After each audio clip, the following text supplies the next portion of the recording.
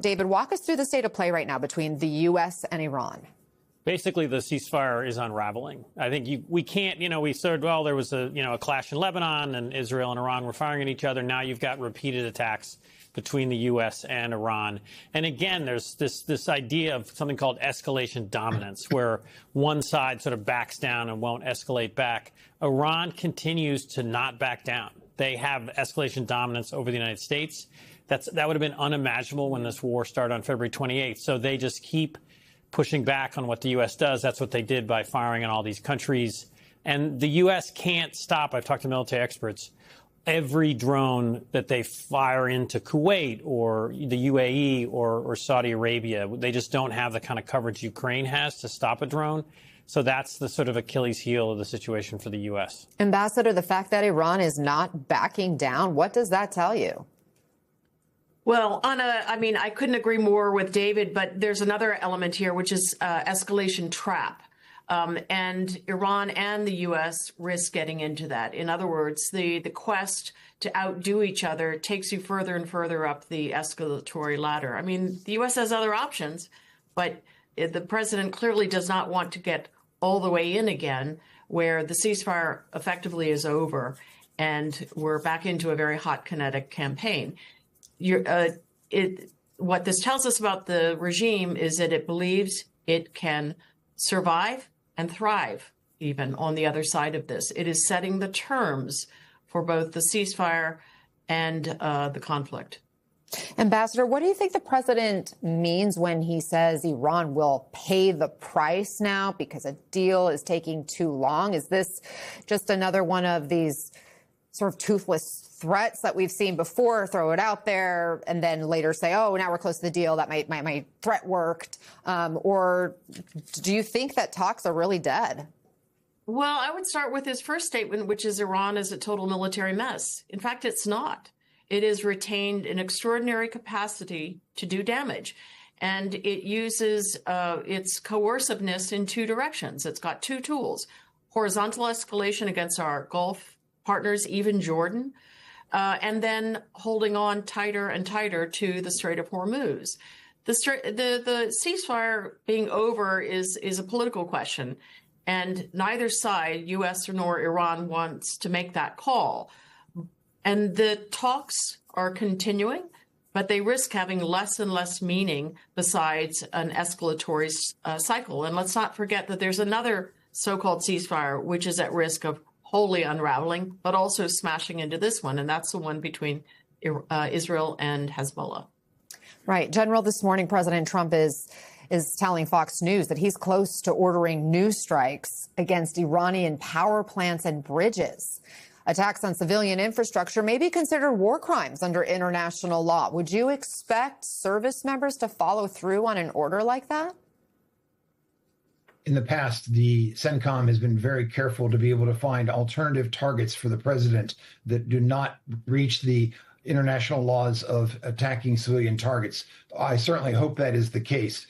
Unfortunately, this president does not abide by international law, does not really care about civilian casualties, and it's very clear. I was very pleased that those two pilots apparently were recovered, and that's great. The challenge is that this is showing a vulnerability to the United States. The fact that we could not have them picked out of the water within 15 to 30 minutes with all the Navy vessels and other backup aircraft means we probably did not have air superiority, and they were afraid that a helicopter could actually be downed again. This is very disconcerting. And the response that the president directed 5 hours later was not a defensive strike. That was a massive escalation hitting many, many, many sites inside of Iran for apparently the downing of one helicopter. So again, this is a major escalation by the administration. So after this volley of strikes between the U.S. and Iran, are we still technically in a ceasefire, General? Well, the word ceasefire usually means ceasefire, and that is not what we have seen at all. We are seeing an escalation by the United States. We are seeing a response by the Iranians. It's important to understand that what happened between Iran and Israel, because that eye for eye mentality, which is obviously culturally existing within the Middle East, Our administration does not understand that, and therefore we keep on escalating. They are going to respond in kind. They are still very powerful, and the reality is, in contrast to Ukraine, which has the best defense against drones in the world, we, the United States military, this is an Achilles heel for us. David, the other thing that's escalating is oil prices and inflation. We just got a new report out this morning showing inflation at its highest level since early 2023 at 4.2%. And a lot of this is because of this war with Iran and what's happening in the Strait of Hormuz. It's absolutely due to the war. There's no other economic dynamic that's causing this.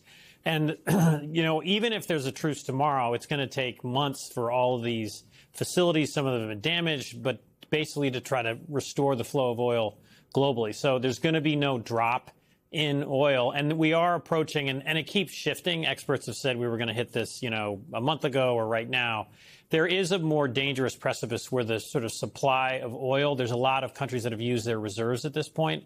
When those are spent, you could have a very, very large increase in cost that could come within, weeks or months. It's not really clear at this point.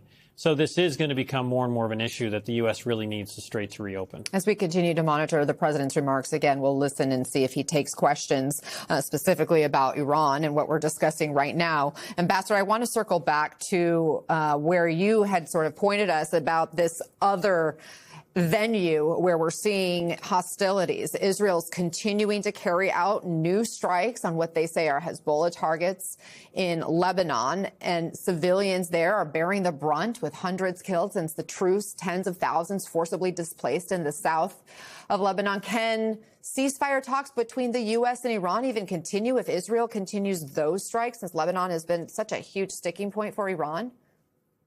Well, Anna, you put your finger on something quite important to understand, which is that the terms of the ceasefire, even the reestablished ceasefire of the last 48 hours, it's still very much in flux, and it continues to require apparently the president personally to engage on both sides. So it seems apparent that he does not have a well-defined set of terms with or understanding with Prime Minister Netanyahu as to what is reasonable self-defense, what is reasonable military escalations. And in fact, Lebanon is an increasingly parlous state. More than 1 million people have been displaced from the south.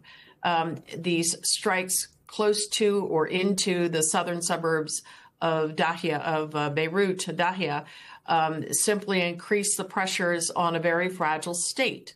So notwithstanding the series of direct Lebanese-Israeli political discussions hosted by the U.S., all of this threatens to unravel terribly. And I would just say, the Iranians have played this card really well, unfortunately, which is to tie Lebanon ever tighter into the question of the U.S.-Iran talks themselves. So it then compels the president to come out and even publicly say he has restrained Israeli Prime Minister Netanyahu. That's not a good look for U.S. leverage for the talks themselves with Tehran.